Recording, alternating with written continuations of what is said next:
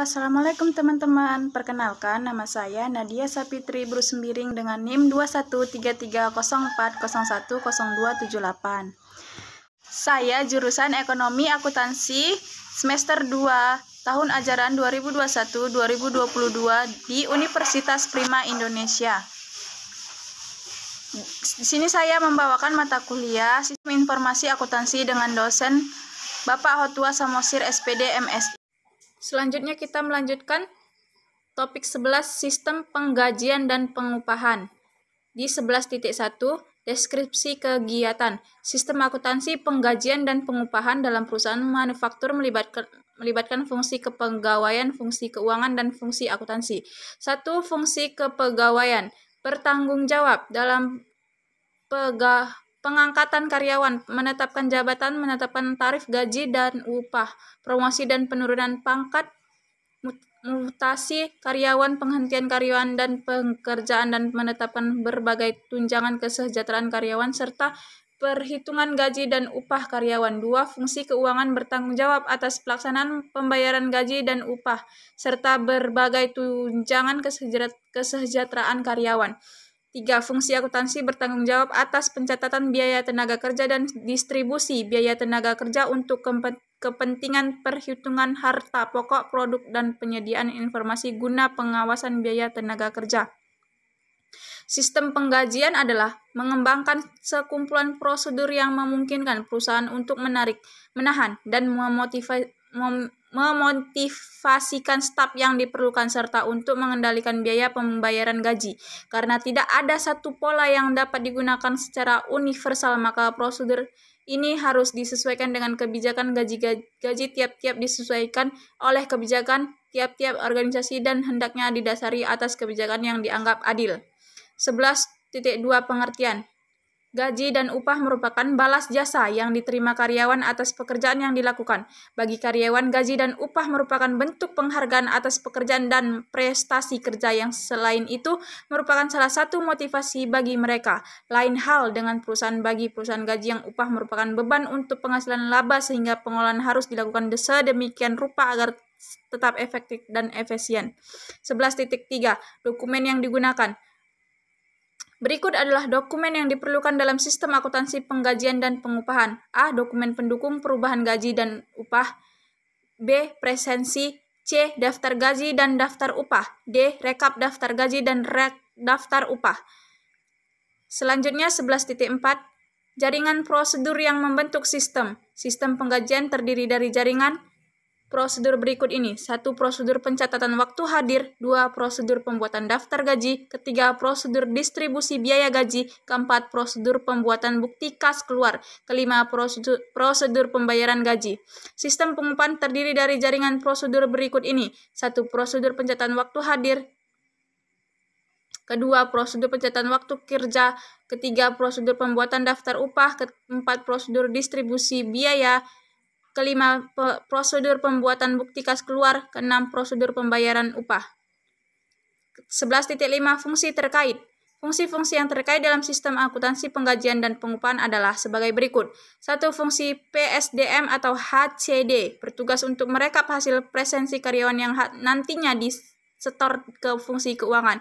2. Fungsi keuangan. Fungsi ini bertanggung jawab untuk membuat slip gaji berdasarkan data yang telah diterapkan dari fungsi PSDM atau HCD dan membuat laporan penggajian. 3. Manajer memvalidasi semua kejadian yang telah dilakukan oleh fungsi-fungsi sebelumnya.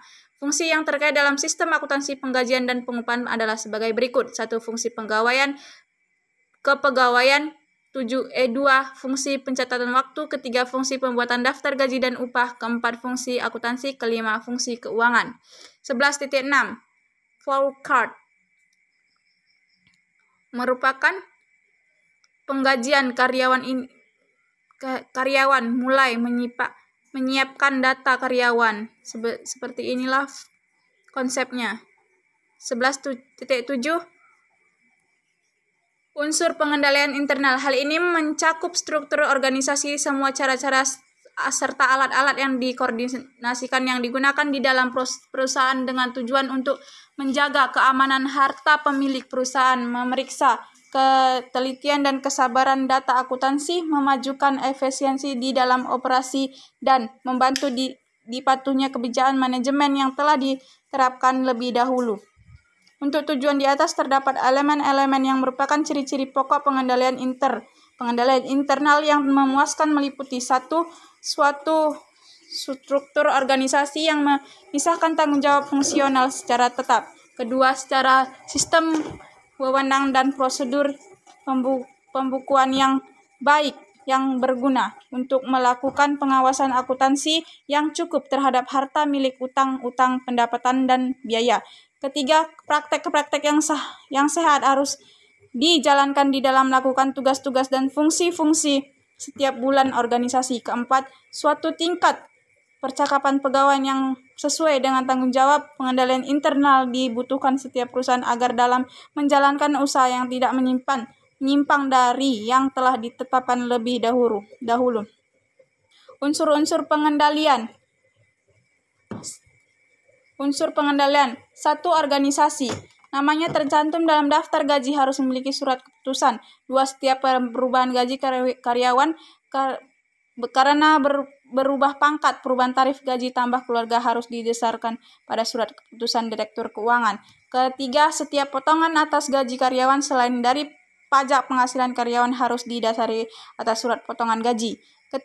Kartu jam hadir harus diotoritas oleh fungsi pencatat waktu. 5. Perintah lembur harus diotorisasi oleh kepala departemen yang bersangkutan. 5. Daftar gaji harus diotoritas oleh fungsi personalia. 6. Bukti kas keluar untuk membayar gaji harus diotoritas oleh fungsi akuntansi. 2. Prosedur pencatatan. Yang pertama, perubahan dalam pencatatan penghasilan karyawan rekonsiliasi dengan daftar gaji karyawan. 2. Tarif upah yang tercantum dalam waktu jam kerja diversifikasi ketelitian oleh fungsi akuntansi biaya. 3. Praktek yang sehat meliputi kartu jam hadir yang dibandingkan dengan kartu jam kerja. Pemutusan kartu jam hadir ke dalam mesin pencatatan waktu harus diawasi oleh fungsi pencatatan waktu. Pembuatan daftar gaji yang harus diverifikasi kebenaran dan ketelitian.